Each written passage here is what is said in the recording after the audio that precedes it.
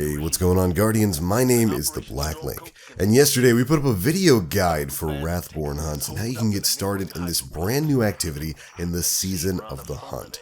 Now, towards the end of that video, I talked really quickly about a great way to farm up lures really quickly so that you can actually start doing these Wrathborn hunts. Well, a couple of people came to me after that asking for further explanation for how that works. So I figured I'd put together a very quick video showing off how you can farm these lures really effectively in strikes right now. And as a bonus, we'll even give you a great glitchy cheese that's available right now that is going to allow you to duplicate some of the weapon-based trophy mods that you can use on your Cryptolith lure. Meaning you won't have to spend hundreds of thousands to potentially millions of gil. You can just duplicate them and stack them up indefinitely. Alright, let's go ahead and dive on in.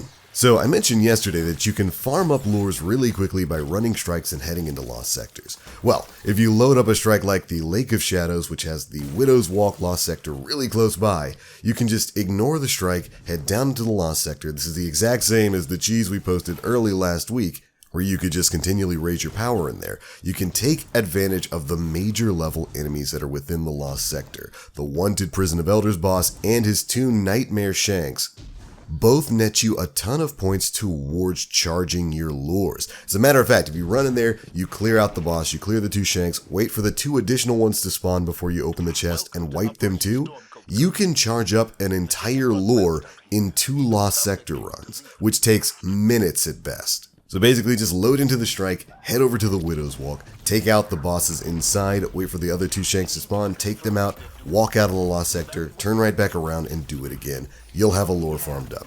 Meaning 6 runs of doing this will fully charge your Cryptolith lure, allowing you to go on at least 3 nightmare hunts. This is a really great and easy way to get this done right now. The only problem with this, of course, is you have to load into the strike, which may put you with other people who are trying to actually run the strike. So it's best if you get a fire team of your friends up together. Go ahead and load this strike so you don't have to worry about matchmaking with anybody else. If you're on PlayStation, you can actually just, do the whole system time change where you're in orbit. I think if you head over to like the system settings of your PS4 or probably PS5 and you change it to like a previous date, for whatever reason it usually doesn't matchmake you with people, so you might be able to do that to run this solo. Not sure if the same thing can be said for Xbox, but right now that's a great way for you to farm up these lures. Alright, let's move on to part 2 of this video, duplicating some of the trophy mods for the lure itself. This is actually a great cheese that popped up a little bit yesterday. This will require that you already have lures farmed up and have an available Nightmare Hunt prey mod that is either going to reward you with a weapon or a piece of armor. You'll also, of course, already need to have some trophy mods, since you'll need to have at least one in order to start duplicating. Anyways, the process here is really simple. Slot in your first prey mod. Again, it's got to be either a weapon or an armor mod. I haven't exactly tested this with armor, but I imagine it works the same. But for the example here, you can see I've got a prey mod that is going to reward me with the new linear fusion rifle, Corsair's Wrath. So you set that in place, you go ahead and put the trophy mod, the attribute mod that you want to duplicate in slot number 2.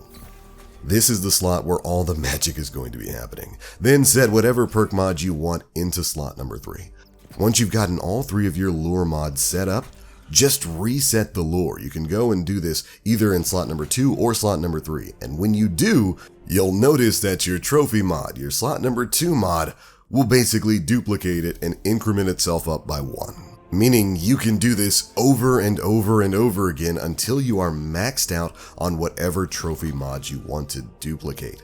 This is fantastic because it's going to save you a lot of glimmer in the long run. Well, at least until Bungie hotfixes this, which I would expect is going to be coming pretty quick, especially seeing as how quick Bungie has been to stomp out bugs that benefit the players as of late. But alright, Guardians, that is how you can duplicate some of your trophy mods available on the Cryptolith lure. Again, I would try to get this done as quickly as possible before Bungie puts the ban hammer on it. As for farming up lures in lost sectors, that's probably not going to change for a while because it's based on just defeating powerful enemies, and unless Bungie just wants to disable lost sectors entirely because all of them have powerful enemies, it's probably going to be a thing moving forward. But alright, Guardians, that is it for this quick tips and tricks video. Hopefully it helped you guys farm up some lures and really farm up some trophy mods available for those lures as well. If you enjoyed, feel free to drop a like, make sure you subscribe, and hit that notification bell to stay up to date with all latest stuff we're putting out. But that's it for me. Thanks so much for watching, and as always, I am the Black Link. You Guardians, stay frosty.